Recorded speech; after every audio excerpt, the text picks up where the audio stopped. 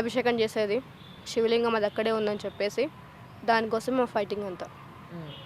అది బయటికి రావాలి, చాలా శక్తివంతమైన శివలింగం ఇప్పుడు ప్రజల ముందు కూడా రావాలి కదా. అది వస్తే ప్రజలకి ఏ విధంగా హెల్ప్ అవుతుంది? చాలా హెల్ప్ అక్క. ఇప్పుడు వచ్చి మన పాపాలు కానీ ఏదైనా మనకి మంచి జరుగుతుంది. ఇప్పుడు ఏదైనా టెంపుల్లో మనకి మంచి జరుగుతుందంటే అందరు వెళ్తున్నారు కదా, వెళ్ళేసి దర్శనం అలా ఓకే, మంచి అవుతుంది కానీ చెడైతే ఏం అవ్వదక్క ఆ విగ్రహాల వల్ల. కాకపోతే అతను వేరే ఇంటర్వ్యూలో మాట్లాడితే కనుక ఫస్ట్ నేను తెలియదని చెప్పాడు, తర్వాత నేను చికెన్ బిర్యానీ తిన్నా అని చెప్పాడు, తర్వాత వచ్చేసి ఆ అమ్మాయితో నేను మాట్లాడను అన్నాడు. అంటే తనకి అన్నీ తెలిసి కూడా నాకు తెలియదు, ఆ అమ్మాయికి నాకు ఏ సంబంధం లేదని మాట్లాడుతున్నాడు. అతనికి విగ్రహాలు తీయడం ఇష్టం లేదంట, అంటే మీడియాకి రావడం అతనికి ఇష్టం లేదంట. ముందు ట్రై చేసాం బట్ అతను రెస్పాండ్ అవ్వలేదు. రెస్పాండ్ అవ్వకపోవడం వల్ల తలుపులు తెరుస్తానని నాకు చెప్పారు అవేనా? అవును అదే గుడి అంటే అది కాదు, ఆ విగ్రహాల గురించి నేను మాట్లాడాను. మీరే పెట్టుకొని మీరే పూజలు చేసుకోండి అని చెప్పిన వాళ్ళు ఎందుకు ఒప్పుకోవట్లేదు. ఎంత చెప్పినా సరే అతను నా వల్ల నేను చెయ్యను, వాళ్ళ కొడుకుతో మాట్లాడిస్తున్నాడు, తను కూడా స్ట్రైట్గా మాట్లాడట్లేదు. బట్ ఏంటంటే కనుక ఆ ఛానల్లో మాత్రం తను డైరెక్ట్గా మాట్లాడాడు. అంటే ముందు ఎవరైనా మాట్లాడారు, తర్వాత అతను కాల్ చేశాడు, మాట్లాడాడు. నేను చికెన్ బిర్యానీ తిన్నా అన్నాడు, అమ్మాయిని కలవలేదన్నాడు. కలవలేదన్నప్పుడు చికెన్ బిర్యానీ నేను ఎలా తిన్నానక్క?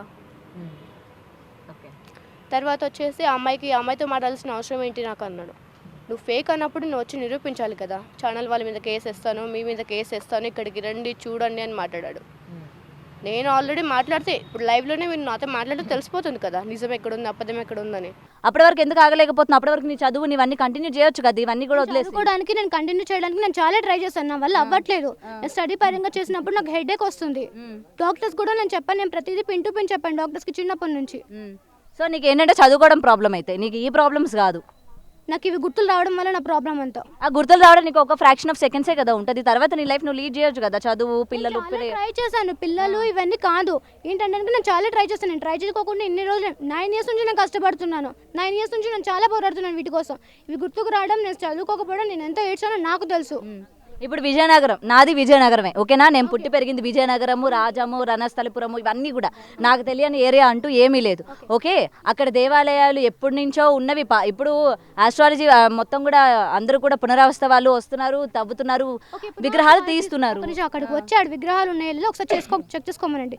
ఒకవేళ వాళ్ళు ముందు చెక్ చేస్తారు కదా, ఉన్నాయా లేవా అని చెప్పేసి వచ్చి చెక్ చేయండి. నేను ప్లేస్ చెప్తాను, ఎక్కడ లోపల ఉన్నాయో నేను చెప్తాను. అక్కడికి వచ్చి ఆడ స్కాన్ చేస్తే మీకు తెలిసిపోతుంది కదా, తవ్వాల్సిన అవసరం కూడా లేదు కదా, మీరు స్కాన్ పెట్టి చేస్తే తెలిసిపోతుంది కదా. ఓకే, మరి వాళ్ళు అక్కడ స్కాన్ చేయలేదంటావా? మరి అక్కడ గుడి కట్టిన వాళ్ళు స్కాన్ చేయలేదంటావా? అక్కడ విగ్రహాలు ఉన్నాయని మళ్ళీ కొత్తగా విగ్రహాలను తయారు చేసి పెట్టాల్సిన అవసరం ఏమి? అసలు ఎక్కడ ఉన్నాయో కూడా తెలియదు పూర్తిగా.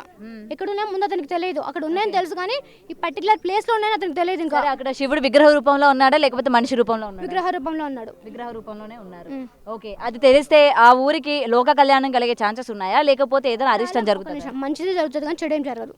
చెడేం జరగదు, తీసిన తర్వాత ఏం చెడేం జరగదు. ఇది నేను చెప్తా కదా, విగ్రహం బయట తీస్తే మంచి జరుగుతుంది నేను కూడా చెప్తా. నువ్వు చెప్పే దాంట్లో ఏముంది? ఇప్పుడు విగ్రహం తీయకపోతే నాకు ఎఫెక్ట్ అని చెప్పాను, చాలా మందికి ఎఫెక్ట్ అని చెప్పాను. తర్వాత వచ్చేసి విగ్రహం తీస్తే ఎవరికి ఏ ప్రాబ్లం జరగదు, తీయకపోతేనే ఎఫెక్ట్. ఇప్పుడు ఇన్ని సంవత్సరాలు నేను తీయలేదు కదా, ఇప్పుడు ఆ ఊరికి ఏమైనా ఎఫెక్ట్ జరిగిందంటావు మరి విజయనగరంకి? చాలా జరగలేదు కదండి. ఏం జరిగింది సార్? జరుగుతాయో లేదు తర్వాత చూడండి. సరే తర్వాత చూడండి కాదు, ఇప్పుడు నువ్వు చెప్పు, నేను రాసి పెట్టుకుంటా. వీడియో పరంగా ప్రూఫ్స్ మా దగ్గర ఉంటాయి కదా. రేపు పొద్దున ఎప్పుడైనా విజయనగరంలో ఏ ప్రళయాలు వచ్చినా లేకపోతే భూకంపాలు వచ్చినా ఆ రోజు భవిత చెప్పింది కదా అందుకనే వచ్చా అని చెప్పి మాకు వీడియో పరంగా మేము వేసుకుంటాం. చెప్పాను కదండి, కేరళ తీయకపోతే ఇలా ప్రళయాలు వస్తాయని చెప్పేసి జాతకం చెప్పే వాళ్ళని 2025లోని జాతకం ఏ విధంగా ఉంటుందో చెప్పండి అంటే వేణుస్వామి కూడా చెప్పాడు కదా. ఇంద్ర నువ్వు చెప్పేది ఏముంది, నేను చెప్తా. 2025 ఇది క్రోధినామ సంవత్సరం అనుకో, 2024 మొత్తం కూడా యుద్ధాలు జరుగుతాయి, వైరస్ వస్తుంది, అన్నీ వస్తాయి, నేను చెప్తా. అంత మాత్రం నేను అయిపోతానా? ఇందులో నువ్వు చెప్పేది ఏముంది? నువ్వు కొత్తగా ఇంకేమైనా చెప్పు, మేము నమ్ముతాం. చెప్పు. అక్కడ ఏం జరగదండి, ఒకటి ప్రాబ్లమ్స్ ఏం జరగవు. తీయకపోతే నాకు ఎఫెక్ట్, నా ఫ్యామిలీకి నేను చాలా ఫేస్ చేస్తున్నాను అని చెప్పాను కదా. ఊరికి ఎఫెక్ట్ జరుగుతుందని, అది ఏం జరుగుతుంది చెప్పు. జరుగుతుంది అన్నావు ఇప్పుడే. ఏంటి విగ్రహాలు తీయకపోతే అదే ఏం జరుగుతుందో చెప్పు. ఎన్ని ఇయర్స్లో జరగవచ్చో చెప్పు. నేను విగ్రహాలు తీయలేకపోతే కనుక నేను బ్రతికున్నంత వరకు నేను ట్రై చేస్తూనే ఉంటాను విగ్రహాల కోసం. తీయకపోతే ఏం జరుగుతుందో చెప్పు. ఎన్ని సంవత్సరాల్లో జరుగుతాయి? భూకంపాలు ఎప్పుడూ వస్తున్నాయి అవి, నేను చెప్తా ఎప్పుడూ వస్తాయి అవి, ఎప్పుడూ వస్తాయి. ఇప్పుడు వరదలు రావా, వైరస్లు రావా, చలికాలం వస్తే విపరీతమైన వైరస్లు వస్తాయి, నేను చెప్తా. నెక్స్ట్ కొన్ని నెలలు వస్తే వర్షాలు వస్తాయి, అది నేను చెప్తా. ఇవన్నీ కూడా వచ్చేవి, జనాలు అందరూ కూడా అనలైజ్ చేసి చెప్పేస్తారు. చెప్తున్నారు కదా. ఇవి కాకుండా ఇంకేం జరుగుతుందో చెప్పు విజయనగరంలో. ప్రపంచం ఉండదండి. బల్లగుద్ది చెప్పు, ఏం జరుగుతుందో బల్లగుద్ది. ఉండదు. ప్రపంచం ఉండదు. ఎందుకు ఉండదు? ఉండదు, కావాలంటే ట్రై చేసుకోండి. అంటే వీర బ్రహ్మం గారు రాసిన దానికన్నా నువ్వు రాసే తలరాత ఇంపార్టెంట్ అంటావా? వీరబ్రహ్మేంద్ర స్వామి రాసాడు, జరుగుతుంది కదా, యాక్సెస్ జరుగుతుంది కదా. అవును, ఆయన రాశాడు కాబట్టి జరుగుతుంది. ఇప్పుడు నువ్వు చెప్పేది కూడా ఏం జరుగుతుందో నాకు చూపి, ఏం జరుగుతుంది చెప్పు. ఎన్ని సంవత్సరాల్లో ఆ విగ్రహం బయటికి తీయకపోతే ఇన్ని సంవత్సరాలకి ఇది జరుగుతుంది అక్క అని నువ్వు నాకు కరాఖండిగా బల్లగుద్ది చెప్పు. అప్పుడు విజయనగరం ప్రజలు నమ్ముతారు. నేను విజయనగరంలోని మా ఊర్లో ఉన్న వాళ్ళందరికీ నేను చెప్తా, ఇది తీయకపోతే ఇక్కడ ఇది జరుగుతుంది అని చెప్పి బిగ్ టీవీ తీసుకుపోతా. నేను అడి తీసుకెళ్ళి విగ్రహాలు తీస్తా. చెప్పు మరి ఏం జరుగుతుందో చెప్పు. ఆ రోజు నిజంగా ఎప్పుడు ఏ సంవత్సరం ఏ డేట్ తో సహా ఏం జరుగుతుందో నేను బతుకున్నంత కాలం నేను ట్రై చేస్తాను అంటున్నాను. నువ్వు ట్రై చేయడం కాదు, విగ్రహాలు తీయకపోతే అరిష్టం జరుగుతుంది అని చెప్పినావా? అది ఎన్ని సంవత్సరాల్లో జరుగుతుంది చెప్పు. ఎన్ని సంవత్సరాల్లో ఆ విగ్రహాన్ని, ఇన్ని వందల సంవత్సరాల్లో విగ్రహం బయటికి రాకపోతే ఏ అరిష్టం జరిగింది, ఇప్పుడు ఎందుకు జరుగుతుందని నేను క్వశ్చన్ రైజ్ చేస్తా. ఏం చెప్తా దానికి? నేను బతుకున్నంత కాలం నేను తీయడానికి ట్రై చేస్తాను. నువ్వు ఒకటే ఆన్సర్ తిప్పి చెప్పకు భవిత, ఒకటే ఆన్సర్ చెప్పకు. నేను అడిగిన క్వశ్చన్కే నేనేం చేయాలి? నమ్మనప్పుడు ఇవి వస్తాయని చెప్తుంటే మీరు ఏమని చెప్తున్నారు? అన్ని వస్తాయి, నార్మల్ గానే వస్తాయి అంటున్నారు కదా. భూకంపాలు ఇప్పుడు రావట్లేదా, జపాన్ లో రావట్లేదా చెప్పు. ఇవన్నీ కూడా ప్రకృతి వైపరీత్యాలు జరుగుతాయి. అదేదో నువ్వు విగ్రహం తీయకపోతే జరిగే ప్రకృతి వైపరీత్యాలు కావు అవి. అర్థమైందా? సరే, ఎన్ని సంవత్సరాలు అది తీయకపోతే ఏం జరుగుతుందో అది చెప్పు నువ్వు నాకు. నేను విజయనగరంలోని నేను ప్రతి ఒక్క దేవాలయం నాకు తెలుసు. విజయనగరం నేను పుట్టి పెరిగిన ఊరు. ఒకటి నేను చెప్తున్నాను కదా, ఏమని చెప్తున్నాను, విజయనగరంలో రాముడి మందిరం ఉంది కదా, దాని బ్యాక్ సైడ్ వెళ్ళి చెక్ చేసుకుని అక్కడ నిజంగానే టెంపుల్ ఉందో లేదో ముందు ఒకసారి చెక్ చేసుకోండి. నువ్వు నేను అడిగిన క్వశ్చన్కి ఆన్సర్ చేయట్లేదు అంటే నువ్వు ఇక్కడ అబద్ధం అని నేను ప్రూవ్ చేస్తా. మరి నేను అడిగిన క్వశ్చన్కి ఎందుకు ఆన్సర్ చేయట్లేదు నువ్వు? నేను బతుకున్నంత కాలం ట్రై. నువ్వు బతుకున్నదంతా చెప్పకు, తిప్పి నువ్వు అదే ఆన్సర్ చెప్పకు. ఖచ్చితంగా విగ్రహాలు తీస్తా. ఎప్పుడు తీస్తావు? నాకు నమ్మకం ఉంది. ఎప్పుడు తీస్తావు? నేను ఖచ్చితంగా ట్రై చేస్తాను. ఎప్పుడు తీస్తావు? ఎప్పటికి తీస్తావు? ఎప్పటికి ట్రై చేస్తావు? ఎప్పుడు ఎంతమంది ప్రజల్ని ఇట్లా చేస్తావు? ఎవరు సపోర్ట్ చేయాలి? నీకు దైవ సంకల్పం ఉన్నప్పుడు, నువ్వు ఒక నాగరాణి అయినప్పుడు, నువ్వు ఒక దేవకన్య, ఒక రాజు కూతురు అయినప్పుడు నీకు ఒకరు సపోర్ట్ ఎందుకు? దైవమే నీకు సపోర్ట్ చేస్తుంది కదా, ప్రకృతి నీకు సపోర్ట్ చేస్తుంది, ప్రకృతి నీకు అండగా ఉంటుంది. నువ్వు నిజమైన నీకు దైవ స్వభావం ఉంటే, దైవ అనుగ్రహం ఉంటే మా సపోర్ట్ ఎందుకు నీకు? ప్రజల సపోర్ట్ ఎందుకు? ఆటోమేటిక్గా అలా జరిగి. ఒక నిమిషం, ప్రజలు నేను కావాలనేది ఆ విగ్రహాలు తీసినప్పుడు పూజలు చేయడానికి నేను అడిగాను, అంతవరకు గుడిని తీసుకుంటాను. నువ్వు అది తీస్తే ఆటోమేటిక్గా ప్రజలు వస్తారు, పూజలు చేస్తారు. సరే, నువ్వు ఫేక్ అంటా భవిత, నువ్వు ఫేక్. సరే, ఇప్పుడు మీరు ఫేక్ అనుకోండి. అనుకోండి కాదు, నువ్వు ఫేకే. సరే, ఫేకే, ఓకేనా?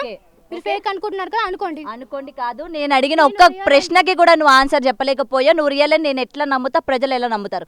ఒక్క ప్రశ్నకి కూడా నీ దగ్గర ఆన్సర్ లేదు. నువ్వు దేవాలయాన్ని ఎప్పుడు తీస్తావో నువ్వు చెప్పలేదు, తీయకపోతే ఏం జరుగుతుందో కూడా నువ్వు చెప్పలేదు.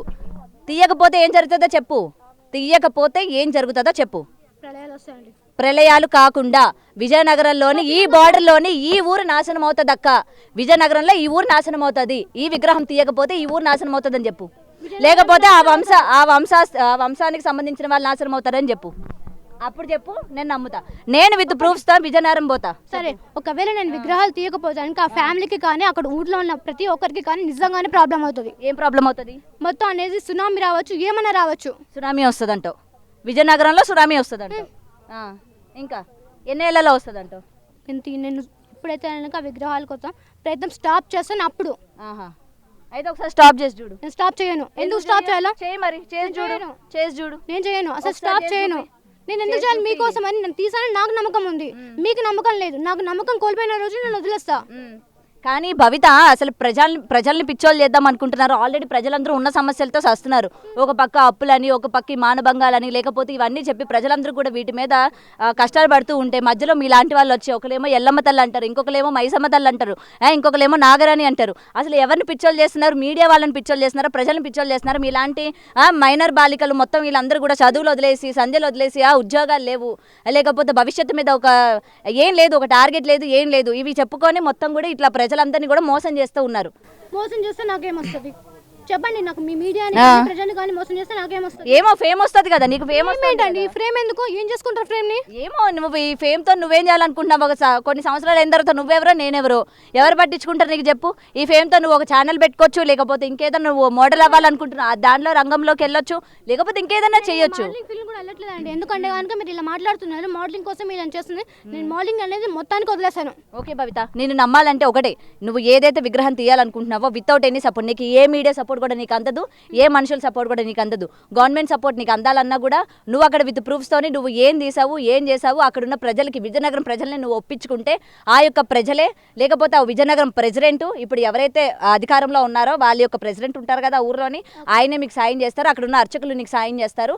వాళ్ళ సాయంతో నువ్వు అక్కడ గుడిలో నా లింగాన్ని తెరిచి అప్పుడు మా మీడియా వాళ్ళందరికీ ఫోన్ చేసి నేను ఇలా తీశాను ఇప్పుడు ఏంటి అని చెప్పి చూపించండి. నేను ఒకవేళ తీసాను అనుకోండి, అవి మీరు తీసుకొచ్చి పెట్టారు ఇప్పుడే అంటున్నారు చాలా మంది. తీసి చూపి. సరే దాన్ని తీసి చూపిస్తాను కదా. చూపించు. ఎన్నేళ్ళు పడుతుంది? చేస్తానండి, నా ప్రయత్నం నేను చేయాలి కదా, ముందు నాకు సపోర్ట్ రావాలి కదా, వాళ్ళ ఊరి నుంచి జనాలను ఒప్పించాలి కదా. ఒప్పించండి. ఊర్లో టైం పడుతుంది, నాకు టైం పడుతుంది. సరే ఎంత టైం అయినా తీసుకోండి, కానీ నిరూపించిన తర్వాత మీరు మీడియా ముందుకు రండి.